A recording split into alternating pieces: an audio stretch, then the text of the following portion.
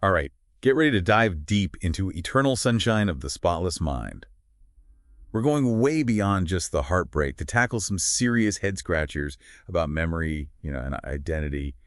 And can love really conquer anything, even like a memory wipe? It really sticks with you. Even after the credits roll, you're left thinking, who are we without those memories? Right, Yeah. so get ready. It's going to be a wild ride. We'll be debating how Eternal Sunshine takes on memory. It's always changing, right? And what happens when you try to erase the past? Is that a good thing? Bad thing? And then there's that classic question, are we really in control of our destiny? The movie really blends all those big ideas together. I think that's what leaves you feeling the beauty, but also how fragile we are, as humans. Okay, so let's start with memory. It's not like a filing cabinet, right? No, not at all. More like a messy web, constantly evolving. And that's what makes the idea of erasing memories so freaky, right? It's not delete, it's more like you're changing who you are at the core. Yeah, exactly. It's like altering the very fabric of who you are. And that's where they bring up this idea of identity mutilation. Yeah. Can you really just erase a part of yourself by forgetting? I mean, think about those scenes, where the sets are crumbling and faces are fading. It's like a metaphor, right? Our memories are part of our identity. So if you erase the painful stuff, are you erasing the parts that made you stronger? It's like trying to cut out the bad chapters of a book. But what if those chapters give the story meaning? Yeah. It makes you wonder, does choosing to forget actually stop you from growing? Maybe facing those painful memories helps you understand yourself better, And facing the past, that leads us to Lacuna Inc. That's the company that makes memory erasure possible, at least in the movie. What do you think about the ethics of something like that? Is forgetting ever a solution?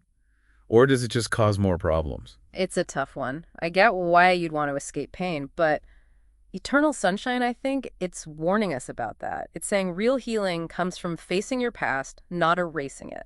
It's like slapping a Band-Aid on a deep cut. You're covering it up, but you didn't actually fix anything. Exactly. Choosing to forget, it's like trapping yourself. You escape the pain, sure, but you also lose the chance to learn and grow from it. So if we don't learn from our mistakes, are we just doomed to keep making them over and over? And that takes us right to destiny versus free will. That's something the movie really dives into. Yeah.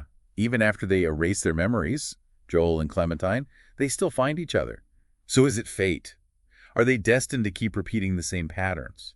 Or, since they know what happened, do they have a chance to break the cycle? That's the big question, isn't it? It makes you think about the power of your subconscious. Are we really making our own choices? Or are there things going on we're not even aware of that are guiding us? Well, and the ending, it doesn't give you an easy answer. That's what makes it so thought-provoking. We're left thinking about memory, choice, and can we really shape our own destiny? So let's talk about choices. Joel and Clementine, they're so different when it comes to freedom, right? Both in their relationship and just in life. Clementine, she's a total free spirit. Always pushing boundaries. She wants a life without limits, Yeah. No rules. Absolutely. She just wants to be herself and break free from anything that's holding her back. She's always reinventing herself. Hair, her whole persona, everything. And Joel, he's way more cautious. He likes routine, things being familiar. It's like he's scared of change. And that clash between their personalities, it's what makes the movie so interesting. You see how complicated love is. They have to figure out how to be individuals but still be together. Can two people with such different ideas about freedom ever really be happy together? I mean, long term. Well, that's the age-old question, isn't it?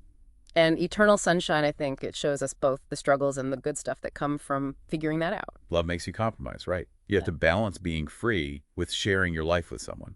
And I think the movie suggests that's where you find real freedom in that balance. Now, this all goes back to the cyclical nature of love. You see it so clearly with Joel and Clementine. Their story, it's all over the place, right? Jumpy, just like how memories work. It is, yeah. It's like the movie is showing us how we actually experience love. Messy, unpredictable, and yeah, it repeats itself. We see the good times, the heartbreak, those moments where they connect, and then boom, huge fights. Even when they try to erase each other, they end up back together, like some force is pulling them back. It's like a magnet. And that's what makes the movie's take on love so powerful. Maybe there are these patterns in our relationships, something beyond our control that pulls us towards certain people, even if it was painful before. That's a really deep thought. But if love just goes in circles like that, are we stuck repeating the same mistakes? Or can we break free and do things differently? And that's what we're left thinking about as the movie ends. Does knowing your past give you the power to change your future? Or are we just going to keep repeating those cycles? It's a question that sticks with you, even after it's over. And it's something we'll keep exploring as we go deeper into Eternal Sunshine of the Spotless Mind. It's wild how the movie uses that, the cyclical nature of love to explore memory and identity. It's like those patterns in their relationship. They mirror how our memories shape us over and over again. So it's like their relationship was kind of a mini version of the human experience. We fall in love, mess up, hurt each other. Yeah. But we keep going back, hoping it'll be different this time. Exactly. And the film, I think, suggests that's not always a bad thing. Maybe we need those cycles to learn, to figure out what we really want in someone else. It's like, what's that saying? Kiss a lot of frogs till you find your prince. Yeah. And those frogs, they all leave a mark, right? They shape how we understand love. So maybe it's all those experiences, the good and the bad, that show us who we are and what we can really do in love. Oh, and there's that line. You know the one Clementine says, Mantén este momento. No dejes que se desvanezca. It's beautiful, right? It's like, hold on to this moment. Don't let it disappear.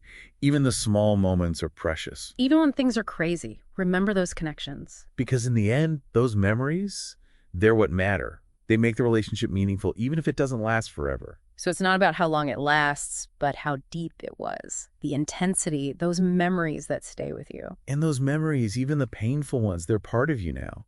They affect how you see things, your choices, even your future relationships. It's heavy stuff. But if you erased all that, would the pain really be gone?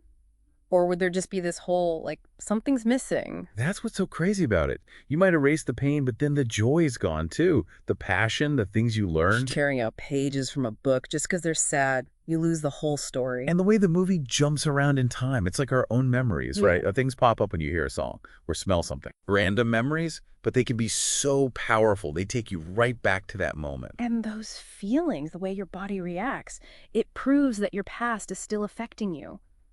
Right now. It's like the movie saying, you can try to forget, but your past is always going to find you. It shapes you. But maybe that's okay. Maybe those memories, those echoes, they're leading us to a better future. So instead of erasing them, we learn from them. We make them part of our story. It's what makes us who we are. I think that's where the real freedom is. Not running away, but understanding. Those memories, good and bad, they're what make you you. Such a powerful message. Makes you think about your own life. If you could wipe away the painful stuff, would you? It's worth thinking about.